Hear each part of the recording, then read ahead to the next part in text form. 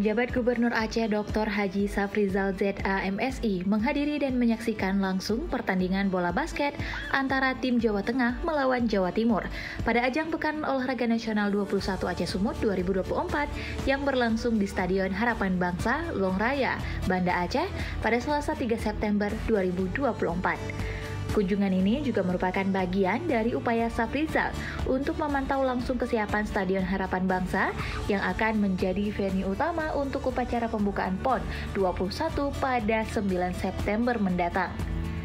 Meski PON 21 Aceh Sumut baru akan dibuka secara resmi pada tanggal tersebut, beberapa pertandingan dari berbagai cabang olahraga telah berlangsung beberapa hari terakhir.